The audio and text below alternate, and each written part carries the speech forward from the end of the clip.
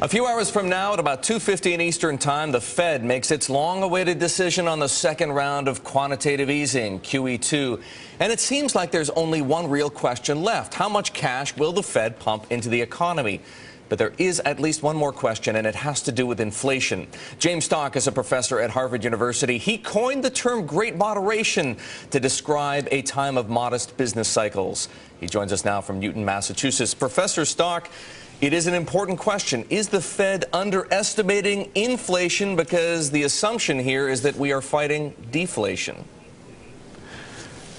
Well, inflation is currently at quite a low rate. We're looking at inflation rates right now in the vicinity of 1% per year on a year-over-year basis. It's been heading down. There's tremendous slack in the economy with the unemployment rate at almost 10%.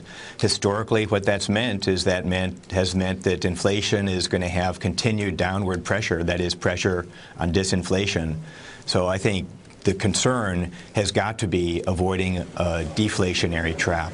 Now, you have studied, though, inflationary patterns and found that over time they have been actually raised up. Does that suggest maybe that the Fed is making some dangerous assumptions about what inflation is right now and what we may find out it really was some months or years from now? Well, there's a couple of things in your question. First of all, one of the things has to do with data revisions, and there are always data revisions, and we're doing the best. Everybody does the best they can based on the murky information that's currently available.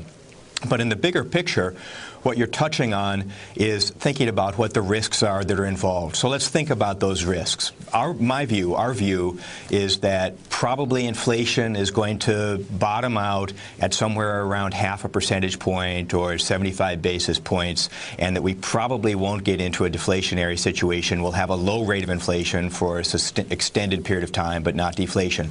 But what if we're wrong? There's two possibilities. One is that we're overstating the risks of deflation, in which case then maybe the Fed takes too much action, we find ourselves with 2.5% or 3% inflation, and the economy really takes off.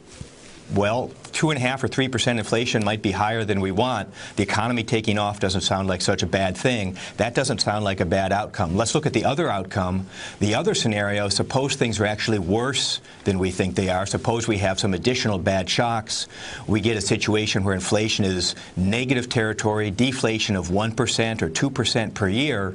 Well, we could find ourselves in a Japan-like situation of a deflationary trap with low investment, high real rates of interest, and slow productivity growth because of slow capital formation for extended periods of time and slow job Professor, growth. I have only about 30 seconds left. I want to squeeze in one last question, which is based on the scenarios that you just outlined. What's a better approach? The so-called shock and awe, all kinds of quantitative easing, tons of money flowing into the economy, or a more balanced, incremental, bit-by-bit approach by the Fed?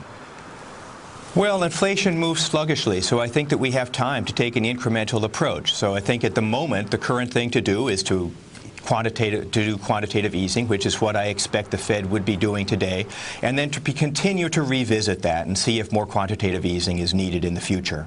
Professor, thank you very much. That's Professor James Stock of Harvard University, the man who coined the term Great Moderation, even if he says it's more a matter of luck than anything else.